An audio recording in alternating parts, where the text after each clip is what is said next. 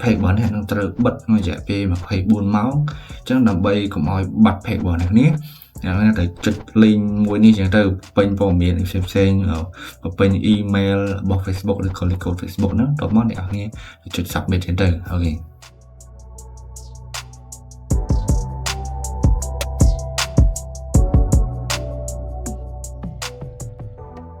នេះខ្ញុំមកនិយាយពី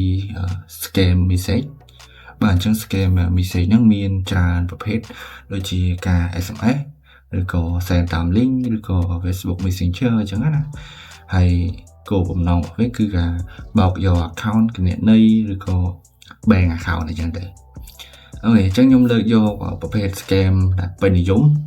ដែលមានដំណ link អញ្ចឹងដំណ link ហ្នឹងទី1គេអាចធ្វើ fake ឈ្នះអំព័ន្ធអញ្ចឹងទៅឬក៏ការឈ្នះអំព័ន្ធខ្លះៗអញ្ចឹងវាអាចដាក់ជាអំព័ន្ធ lucky draw ដែលយើង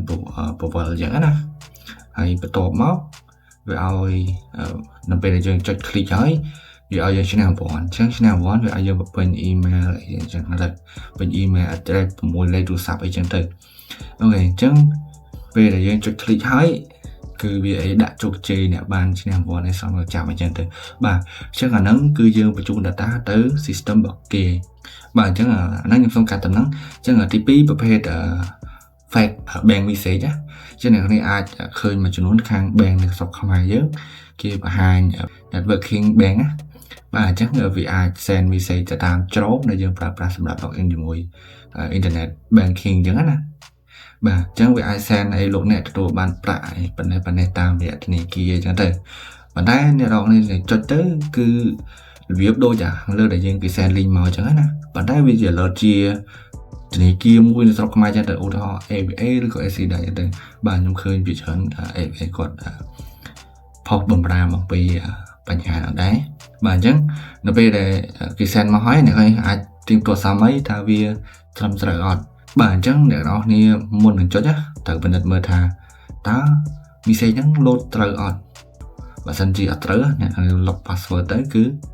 គេចូលបានហើយអូខេអញ្ចឹងខ្ញុំលើកយកមកតាក់ទងជាមួយនឹង Facebook បាទអញ្ចឹងទៅលើ Facebook គេអាច send message តាម Messenger របស់យើងឬក៏គេផុសមក tag page របស់យើងថា page របស់អ្នកនឹងត្រូវបិទក្នុងរយៈពេល24ម៉ោងអញ្ចឹងដើម្បីកុំឲ្យបាត់ page របស់អ្នកនេះទៅចុច link មួយនេះអញ្ចឹងទៅពេញព័ត៌មានផ្សេងពេញ email របស់ Facebook ឬក៏ code Facebook ហ្នឹងតោះមកអ្នកនរចុច submit អញ្ចឹងទៅអូខេបាទអញ្ចឹងអានេះជាវិធីរបស់ hacker គេ clone UI របស់ Facebook ណាបាទអញ្ចឹងអ្នកត្រូវប្រុងប្រយ័ត្នចំពោះចំណុចហ្នឹងចំពោះ link ដែលក្រៅផ្លូវការរបស់ក្រុមហ៊ុនមួយបាទចំណុចចុងក្រោយប្រភេទ SMS fake SMS ហ្នឹងណាបាទអញ្ចឹងfake SMS ហ្នឹងនៅស្រុកខ្មែរយើងមានច្រើនណាស់អញ្ចឹងយើងទៅទីតាំងម្លុកណាដែលមានម៉ាស៊ីន fake SMS អញ្ចឹងយើងជិះទៅឃើញ load ចូល SMS ចូលមកទូរស័ព្ទយើង direct មកអញ្ចឹងវា load មកមានអក្សរអីញ៉ៃមាន link មានអីហ្នឹងទៅបាទអញ្ចឹងអាហ្នឹងស្រុកខ្មែរយើងមានចាប់ច្រើនណាស់ជាចុងក្រោយបើសិនជាអ្នកធ្លាប់ទទួល scam message អញ្ចឹងត្រូវប្រុងប្រយ័ត្នកុំចែកម្លែកពេញព័ត៌មានអីផ្ដេសផ្ដាស់អញ្ចឹងណាអូខេអញ្ចឹងវីដេអូនេះខ្ញុំមានតែប៉ុណ្្នេះឯង